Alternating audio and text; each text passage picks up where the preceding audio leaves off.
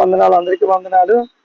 నేను సకిల ఇది ముస్తఫా జంక్షన్ సమీపంలో చీడు నేను సువార్త చేయడానికి, దేవుని వాక్యం ప్రకటన చేయడానికి ఆశ కలిగి ఉన్నాను. జకర్యా గ్రంథం 1వ అధ్యాయము 3 నుండి 4 వరకు చదువుకుందాం. జకర్యా గ్రంథము 1వ అధ్యాయము 3 నుంచి 4 వరకు చదువుకుందాం. దేవుని స్తోత్రం. కాబట్టి నీవు వారితో ఎట్లనుము, సైన్యములకు అధిపతి యెహోవా సెలవిచ్చినదేమనగా, మీరు నా తట్టు తిరిగిన ఎడల నేను మీ తట్టు తిరుగుదును. సైన్యములకు అధిపతి యెహోవా సెలవిచ్చుచున్నాడు. ఇదే సైన్యములకు అధిపతి యెహోవా వాక్కు. మీరు ఈ వాక్యం దీవించింది. ఎందుకంటే 1 నుండి 3 నుంచి 4 అన్నాం కాబట్టి మనకి ఎక్కువ చదవకూడదు. ఓకే, మనం దేవుని వైపు తిరిగి ఉంటే, దేవుని కలిగి ఉంటే, ఆయన పరిశుద్ధ గ్రంథాన్ని ప్రతిరోజు ధ్యానిస్తూ ఉంటే మనలో ఉన్న శాపము పాపము అన్ని అన్ని అన్ని యేసు నామములో కొట్టివేయబడతాయి. ఎందుకంటే ఈ లోకంలో పాపం తీసేవాడు ఎవడు లేడు. పాపం తీసేసినంత వాడు ఎవడు భూమి మీద ఇప్పటి వరకు పుట్టలేదు, మళ్ళీ పుట్టబోడు వాడును. ఎందుకంటే రక్తాన్ని కాచి మన కొరకు రక్తం సిందించి ఆయన యేసుక్రీస్తుపోయేవారు తప్ప. ఎందుకంటే ఎవరిని కించపరచాలని కాదు, నేను ఒక హిందువునే, నేను కనదుర్గం భక్తుడినో, రాముడి భక్తుడినో, మా దూరాది వీరధనంగా జీవించే అమ్మ చాలా ఇష్టమైన వాడు. కానీ ఈ రోజున వీళ్ళందరూ ఉన్నా నేను చచ్చిపోవడానికి ఫిక్స్ అయిపోయాను ఊరేసుకోవడానికి. ఆ సమయంలో కాసేదంటే కాశీస్ ఒక్కటే డైలాగ్ చెప్పాడు. ఏ డైలాగ్ చెప్పమంటారా? పోయే కాలాన్ని తిరిగి తీసుకురాలేదు. రేపు ఏం తిందునా ఏం త్రాగుతామని ఆలోచిస్తే ఈ క్షణం చస్తావో బ్రతుకుతావో నీకు తెలియదు.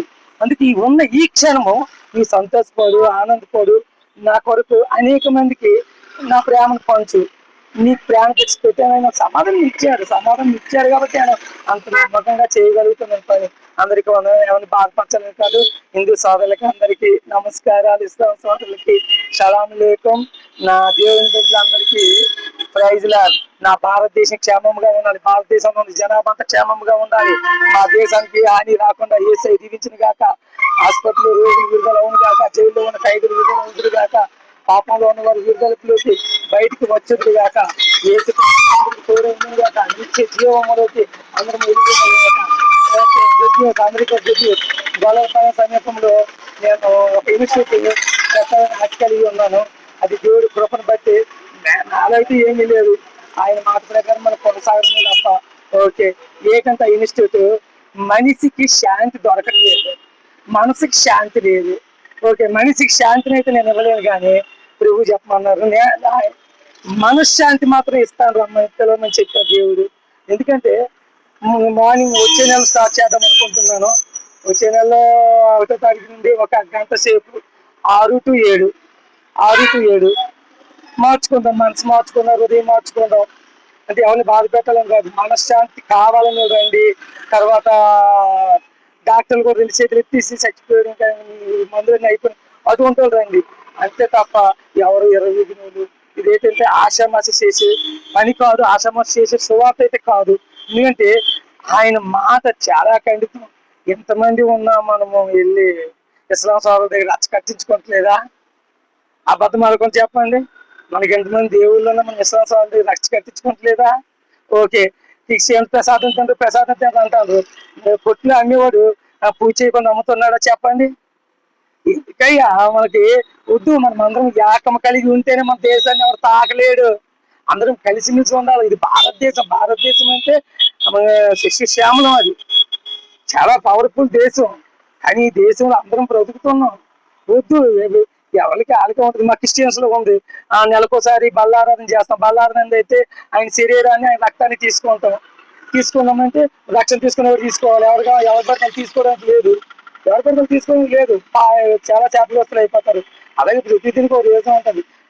ఎవరిని బాధ పెట్టాలని మాట చెప్పట్లేదు బ్రదర్స్ అండ్ సిస్టర్స్, నా సహోదరులారా. మనం ఒక వ్యక్తి ఇలా క్వశ్చనించాడు అనమాట. ఏమీ లేదయ్యా ఎవరిది ఆవిడే, కానీ ఒకటి అందరం కలిసికట్టుగా ఉంటేనే మనం ఈ అదుపుని జయించగలం. మనకు వస్తున్న రోగాలుగా దేనిని జయించగలం. ఓకే, దేవుడు చెప్పే చివరి మాట ఏంటంటే, గొల్లపాలెం సమీపంలో మనశ్శాంతి కొరకు ఇన్స్టిట్యూట్ వచ్చే నెలలో పెట్టబడును. అందరూ వచ్చేవాళ్ళు ఈయన డబ్బులు ఫీజులు కాదు, ఫ్రీగా రండి. ఫ్రీగా అంటే మీరు వచ్చేటప్పుడు మీ వెనకాల ఒక కుర్చీ, ఒక వాటర్ బాటిల్ మీరు తెచ్చుకోండి. ఒక గంట నుండి వెళ్ళిపోదాం, మనశ్శాంతి పొందుకుందాం, ఆరోగ్యం పొందుకుందాం. పక్క ఆరోగ్యం వస్తుంది. ఎందుకంటే పిలిచిన వాడు నమ్మదగిన వాడు. హల్లెలూయా. చిన్న స్వాత దేవుడు నా వినికిడిలో ఫలింపజేసిన కాక దేవునికి మహిమ కలిగింది.